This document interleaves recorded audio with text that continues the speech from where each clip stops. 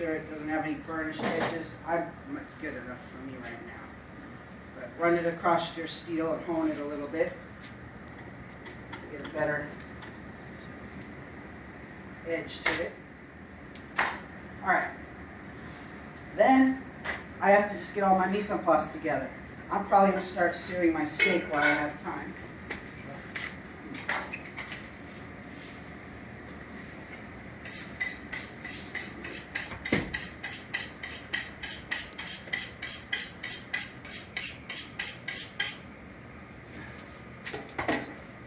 Alright. I'm going to put a little sear on my steak. I'm going to season it with the salt and pepper now. Now some chefs are against seasoning pepper when they put it in a pan because they believe, pepper is kind of like a wood and it burns and then it has a burnt taste. Some chefs won't salt before they cook a meat because salt draws the blood and the moisture to the surface, and when you have moisture, you have no browning. So salt will make the meat not brown as much, and pepper can burn, okay? In the case of the pepper steak, I could brown it without salt and pepper and add it near the end. I may get a little bit better browning. Again, it's up to you. Salt one and pepper one, and don't salt one and pepper one. See the difference. There's some truth to that, but I find it browns either way, and I don't burn my pepper if I'm careful. So I'll salt and pepper in the beginning. But some chefs, they would be, aghast if you did that, okay? I'm going to take my plate. This is where I might just get a little bit of canola oil. If one of you guys, I bring the squeeze bottle or whatever, spray bottle of that. I'm going to crack the pepper. Remember I always said to do that? And this is a very rustic dish. I don't want the pepper too fine, so I'm going to make the pepper kind of roughly cracked, okay? Line up my peppercorns, and then I'm going to crush them.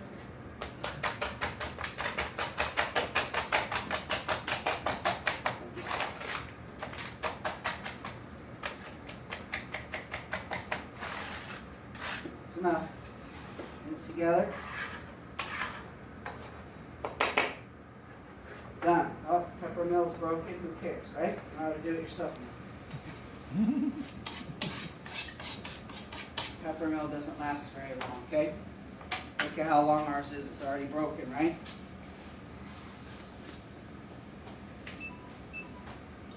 Now, I'm going to take that plate. I'm going to add a little bit of oil.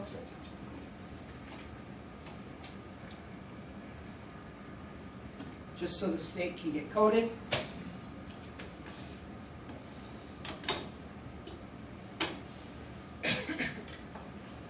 Take my steak and I'm going to put it in the oil just so it's coated a little bit, and then I'm going to season it with my salt.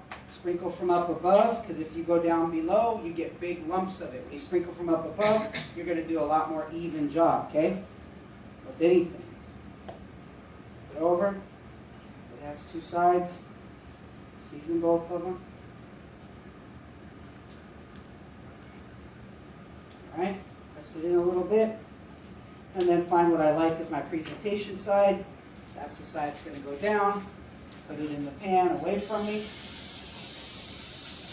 Press it down, it's making good contact. Good sound, sounds about right. I'm going to turn it down just a little bit. Burn it, and let it start to cook, okay?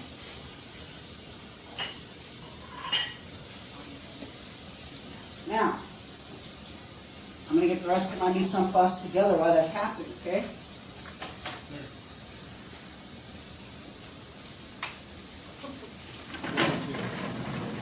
not changing. I don't know if it's the battery or what. Not changing? No. Close it. Put it in running water. Rose yourself. Battery. All right. Shallots, garlic, parsley, get all that out of the way. For the parsley, I may or may not use it, but I just wanted to demo that. I'm going to wash it off, get the water out of it. Good blessing, everybody. Right?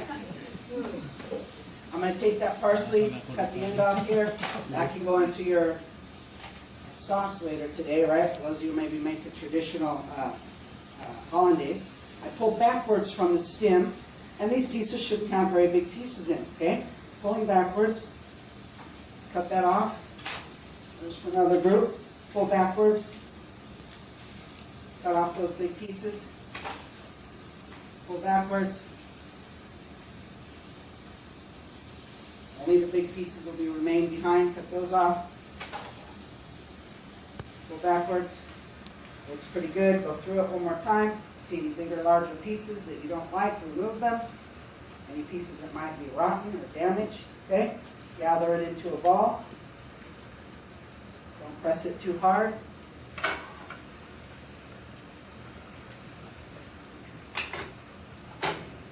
And you're going to run your knife through it, okay?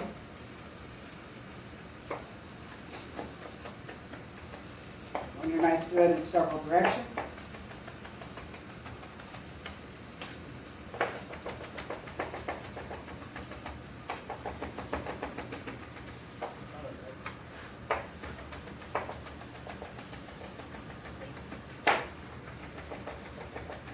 You don't want to keep gathering it up too much and moving it, because if you try to go one direction or the other and you keep moving it, you change the shape of the leaf and you don't cut it as properly. So try to leave it flat and cut it in your both directions, so without kind of regathering it all the time. Okay? This is a rustic dish. I don't need it too fine.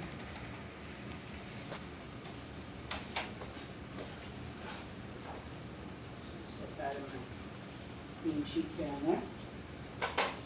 You need to work clean as you go. If you don't do that, you're going to have a hard time keeping your plate clean, anything else. So do it quickly. Bring the garbage can over, wipe it into the garbage. But clean between each step as you go. Things will work faster, more efficiently.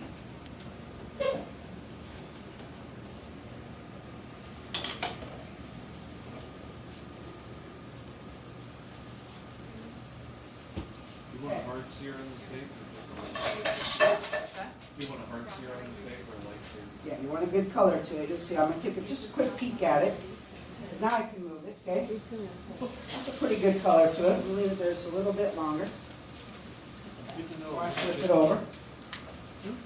Now I'm going to take my garlic and my shallots. They'll be next. For my garlic, I'm going to smash it. And that allows it to open up a little bit. Cut the ends of it off. Peel it out of its skin.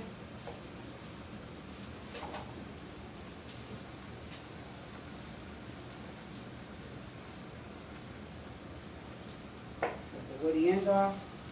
Again, peel it out of the skin. This garlic was a lot of little ones.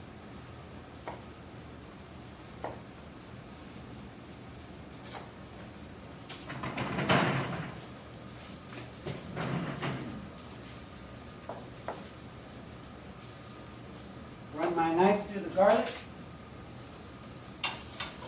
Put my steak.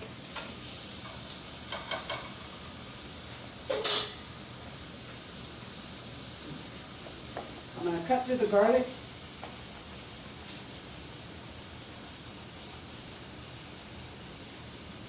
If I'm going to add salt to my dish, I could add salt to the garlic now. That would help me to mince it up a little bit finer and make it into a paste. After I run my knife through it a bit, I could smash it again a little bit. Draw it up. Run my knife through it.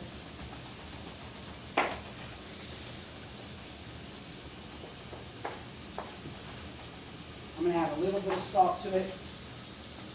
Help to kind of grind it into a paste. Remember, the French don't eat big pieces of garlic like we do. So offensive, they're going to make it real fine, and they're not going to use very much at all. That's way more than I need.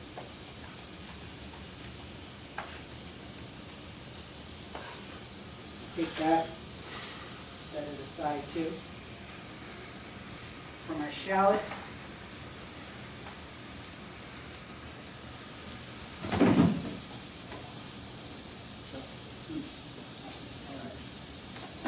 really going to be like on TV, huh?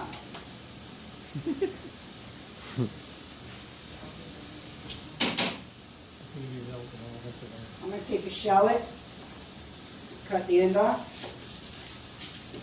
the other end off. Just a little bit, remove that. You have your 2 lobes. One's going to be plenty here for me. So I'm going to take that. And I'm going to peel the outside layer off.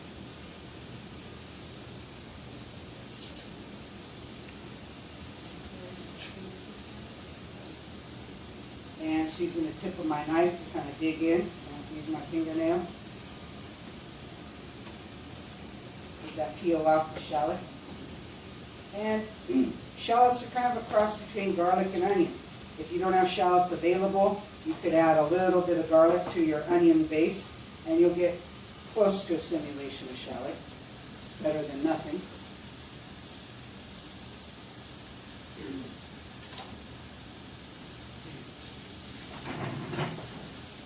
And so the shallot, it has a woody end to it still after you cut it. You could remove that piece out. You could slice it down the center a little bit, a couple of times if you want to. You can run your knife through it in the claw position, right?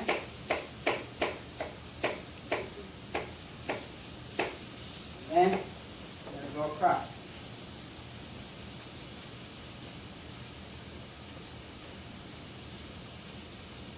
Probably more than I need. Run my knife through it a few times.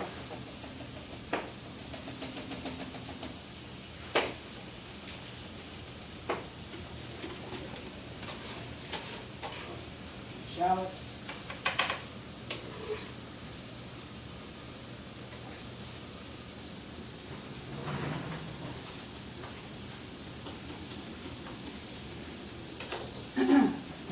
Notice I started cooking the steak before I did the rest of my mise en place, right? I really don't need to do all the mise en place first, then the steak's not even beginning to cook. I know I can get the mise en place done before the steak is ready, then do that because it's time management. Otherwise, you've got all this done and now you're just cooking the steak and it takes too long, right? You must multitask in order to get enough done. I'm going to turn off the demi-glaze so you guys will have enough to use as well, okay? So the stock has been reduced to a syrup almost, 75%, okay? That's the glaze right there, very thick. I take my spoon. It's not going to coat the back of a spoon as well as a sauce will, but you can see it's coating it more than stock would, right? And that's right where I need it to be.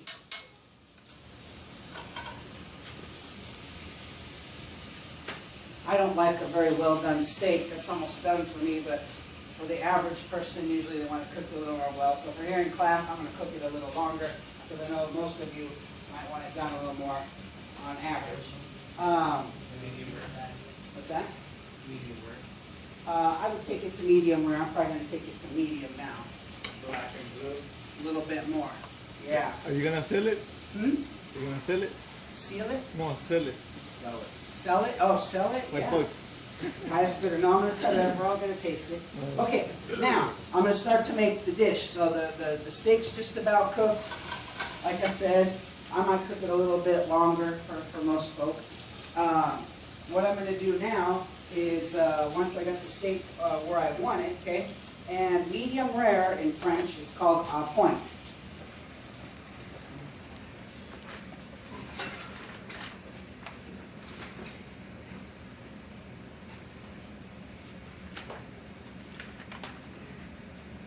Call it MR, we'll circle it. In the restaurant business, we don't have tickets, the right-hand tickets, they'll do that, MR, medium rare, okay? Au point is what most chefs will cook the steak to, a mid-rare doneness. And you'll check that with your fingers, okay? By touching the steak and see how it feels. I told you I'm going to cook it a little bit, maybe beyond mid-rare.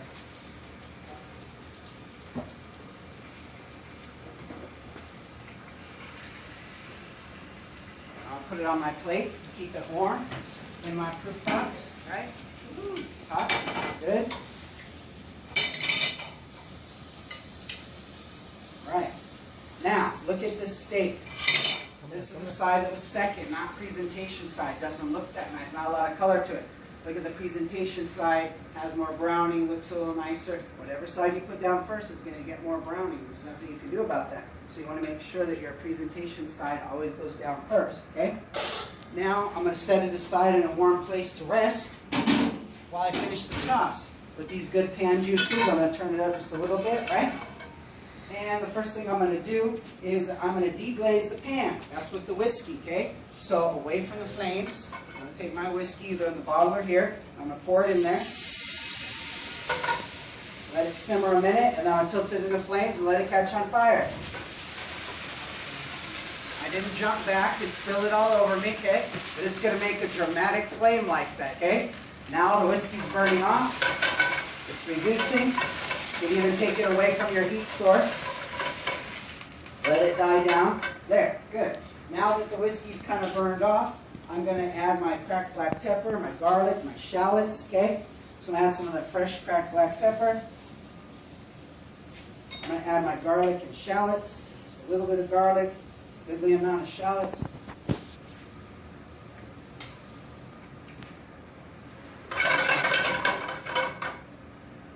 And I should have asked for a rubber spatula. Did I get one?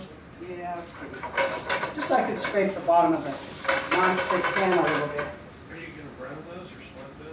Or? They're cooking down, yeah, they're going to brown just a little bit. We don't want them terribly brown, we don't want them burnt, so that's why we deglaze the pan first, reduce that alcohol down, and now we're just kind of getting the shallots and onions to cook down a little bit. Because they're still in a little bit of moisture, they're not going to caramelize. But we do want to get the raw flavor out of it, okay? And then what I'm going to do after that is I would add my beef stock and my cream. You're going to have to get some beef base to make today out of the base for this part, okay? Because we don't have enough for beef stock and for the glaze. The demi-glaze goes in at the end just to stain it and give it an intense flavor, okay? But your beef stock's your main part to this, the main base, okay? Don't add it, though, until the shallots and garlic have cooked down a bit and given up some of their raw smell. They have more of a cooked aromatic flavor, or they're going to taste too hot and raw. But you don't want to burn it. Now I'm going to add my beef stock. It depends on how many steaks you're making. You know, in this case, maybe 3/4 of a cup or so. I'm making more sauce than I need for one steak.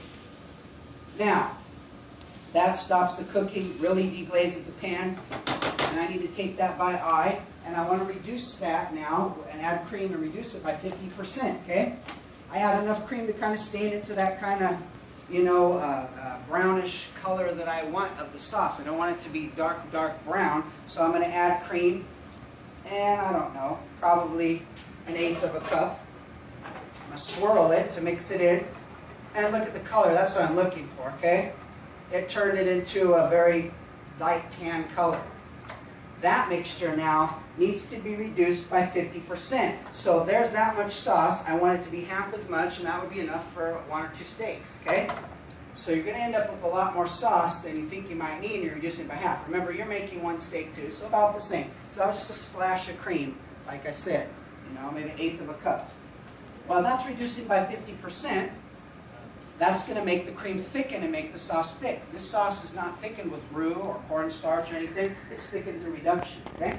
So then the next thing that I would do after that's done is I would perfume it a little bit more, some more of the whiskey off the heat. Just a little bit of raw whiskey is going to give it that more intense whiskey flavor, but it's not enough to be, you know, a problem with the alcohol. It's called a perfume. Usually you hold your thumb over the bottle and you sprinkle a little from the bottle over the sauce right as you're pulling it off the heat. It doesn't flambe or anything. It just gives a little bit more of that intense flavor that you want. If you're calling it a whiskey peppercorn sauce, the 2 things that better taste are whiskey and peppercorns. Otherwise you call it peppercorn sauce, right?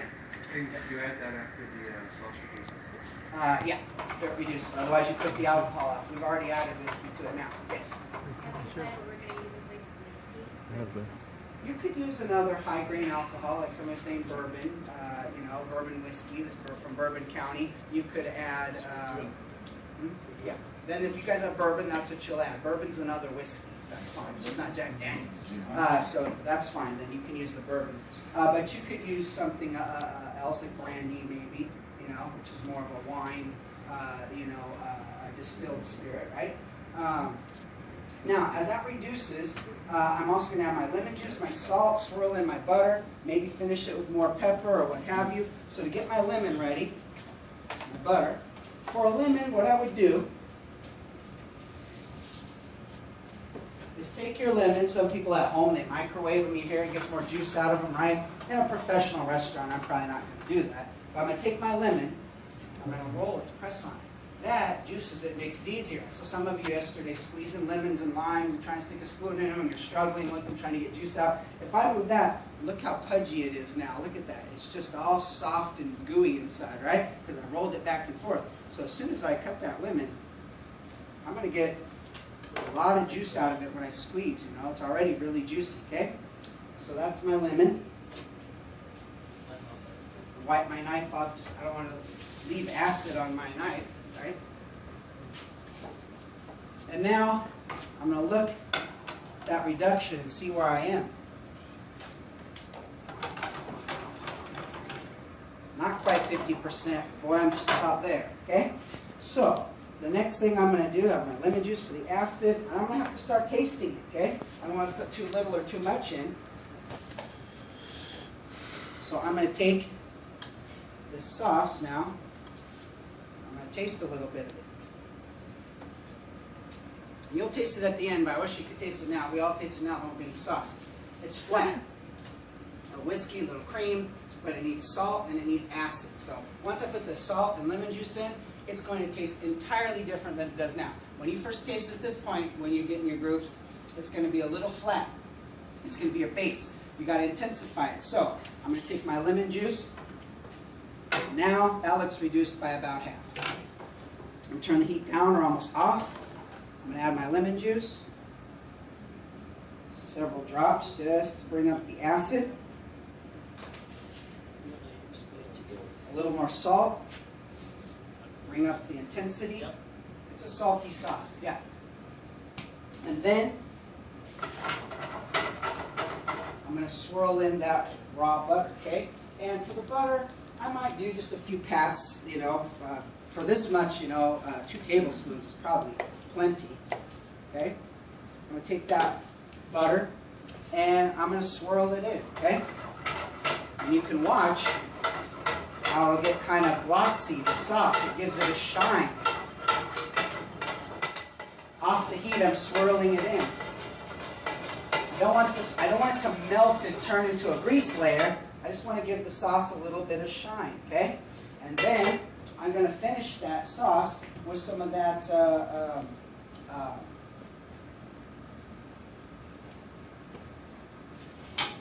demi-glaze, okay? Just enough to give it some intensity of that beef flavor. Maybe a tablespoon, okay? That will give it a world of different taste. If that's missing, and a lot of people don't, they don't go through the trouble of putting a demi-glaze in it. But that makes all the difference in that sauce, okay? Putting the demi in there. And that's pretty much it. I'm going to taste it again, okay?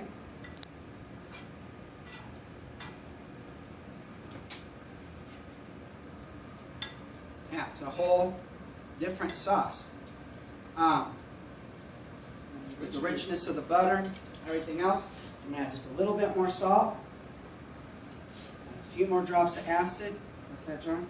When you mentioned that it was a salty dish earlier, were you including the stuff for the butter as well? You're using unsalted butter, usually, so that shouldn't be a factor. But if you use salted butter, you'll need to reduce the salt. Any beef dish usually is a little salty. Beef dishes have, you know, usually a good amount of salt. Look how it's not greasy on top. It is one homogeneous sauce. It has a bit of a tan color, but it has a nice darkness to it. I'm not straining it. I'm going to leave it like that. I'm going to put that over the steak. But in the meantime, I thought I would show you really quickly. Maybe I'd whip out a quick Duchess potato, okay? So while that's sitting there,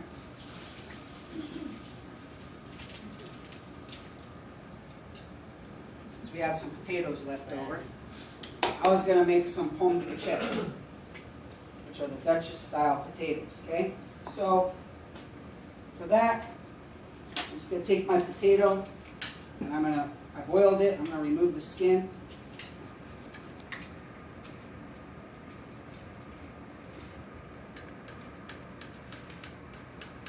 because you might serve this dish with like steamed asparagus, Duchess potatoes. So my potatoes are in the pot.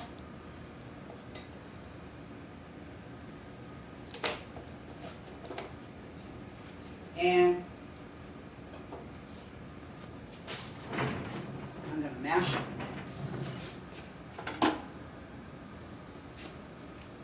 With some white pepper, supposed to be. Salt. A little bit of cream to hold it together. Maybe just a little bit of sour cream for the heck of it. That's not traditional in your Pom Duchess. And this is where I have mashed potatoes, right? But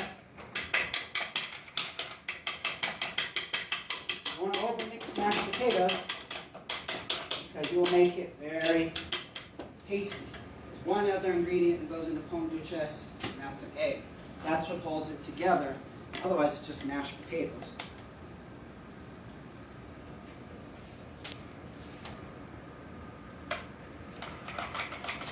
The egg binds the Duchess.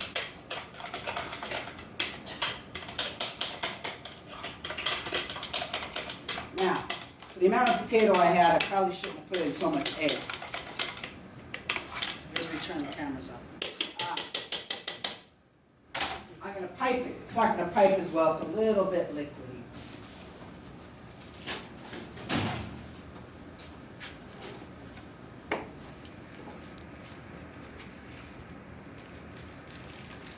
And what I didn't get was a sheet pan. You guys want to get a half sheet pan for me?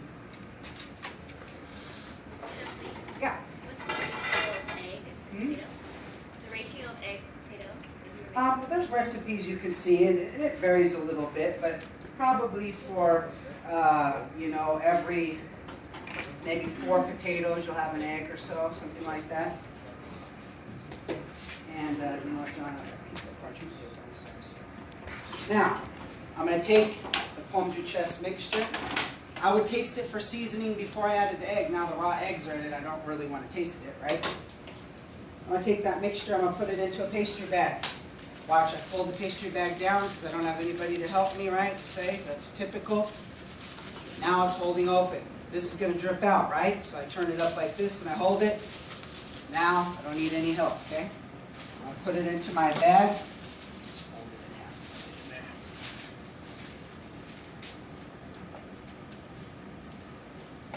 You want to fill a pastry bag about no more than halfway full, or it becomes difficult to handle and work with, okay? Tie off the end, twist it, squeeze a little bit, and now I can take my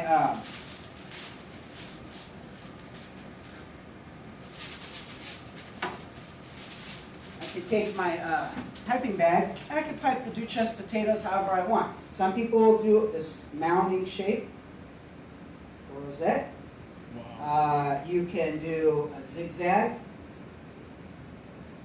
and then repeat. You can do some kind of a little twist. I mean, there's all kinds of things that you can do. Most people will kind of do a stacked rosette, as they call it, okay? So I'm going to take that. Now,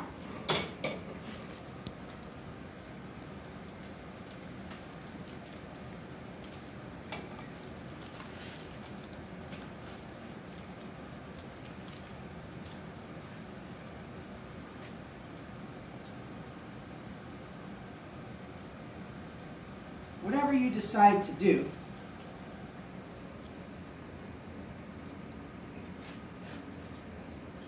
so it won't go away, okay? I would egg wash them ever so gently if you want to give them a little bit more color, which you could do, okay? So I'll make a little egg wash here for them. Some people put an egg wash on afterwards on them, other people don't. It just really depends.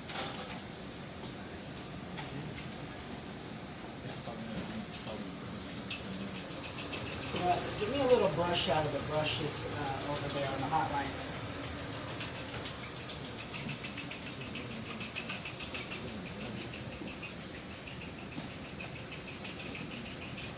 And I'm making a really thin, watery egg wash. I don't want it too thick because then if it's a slimy, thick egg wash, it's going to be too thick on the Duchess potatoes and you'll also lose your shape.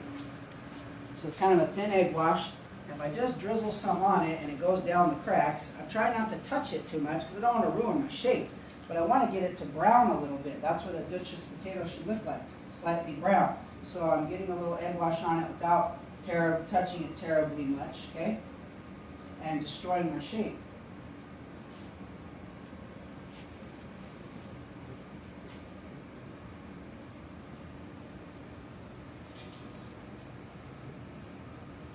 Okay? Could you thin the egg with like a little bit of butter or some water? It gets a little expensive and the butter's not going to help with the browning on this as much, so water is what I use. You just thin it out with some water. Or beat your eggs ahead of time and they will slowly get thinner as you go. Now I'm going to take the Duchess potatoes, they get baked. They're like a twice baked potato product. And you bake it till it's golden brown. All you do cooking is the eggs inside. It's already done, right? It's mashed potatoes. So that wasn't very hard, right? I did that really quick while I was waiting. Duchess potatoes are nice to do with leftover mashed potato, whatever. They're quick, they're easy. Now I'm going to take my steak and I would serve it.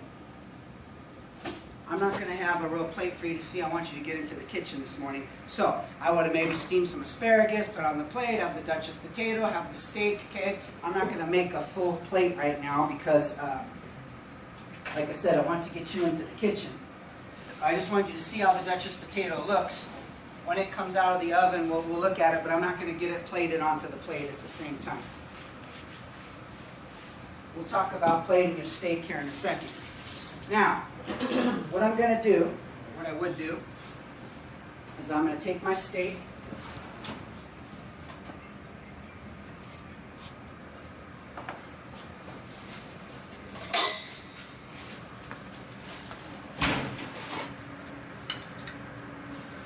and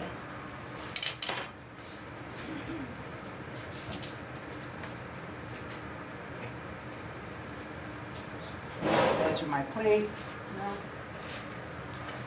I'm going to serve it in the same plate I was holding it in, all right? You might transfer it to a nice newer plate, okay? Then I'm going to put my sauce over it, and then, like I said, I do my Duchess potato or what have you.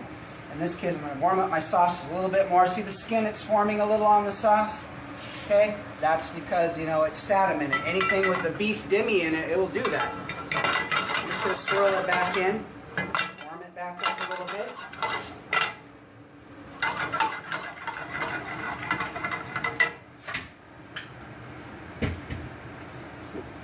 I would pour that over the steak. Not all the way over it and blanket it because I want to see the browning job. I just don't want to see this brown blanket of sauce. Sometimes we over sauce too much. You can under sauce, they call it, right? Take a little bit of the sauce. Now I put a little bit on, leaving a little bit maybe of the ends that isn't covered with it, okay? Then I might garnish that. And maybe I'll garnish it with a little bit of chopped chive, okay? I'll take some chives. Run my knife through them. Semi-big pieces. They just look like a little snipped chive.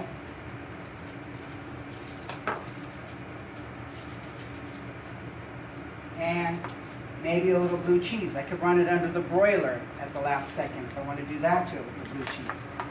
This is a typical finish to it. Now, blue cheese is strong, and you know you don't want to lose the subtle nuances of the flavors of your sauce. So I just might just put a very little bit on there, okay? Finish it off. Like I said, you could broil it or not. Have my vegetables on the plate, and like I said, for the heck of it, I did the Pom Duchess, but they're not going to be brown yet. I have my vegetable, my Pom Duchess. That Pom Duchess is going to look very, very nice on the plate. I might just pull one off early. Do you guys get a spatula? A metal spatula? Go get one of those.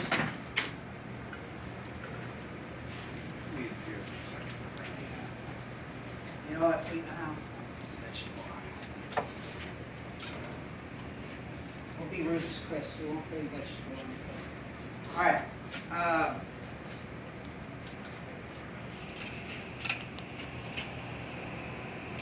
Take my pan out of the oven. We'll say it browned enough. Take my Pom Duchess.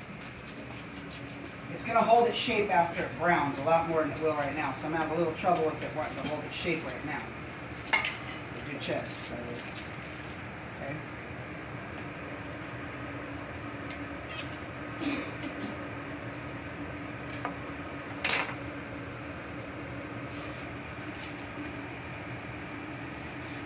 And then, like I said, asparagus, Brussels sprouts, I don't know, whatever vegetable you like with it, you think would go well with it, would go on the plate, okay? But, basically, that would be it, okay? That's going to be your steak au poivre, all right? Any questions?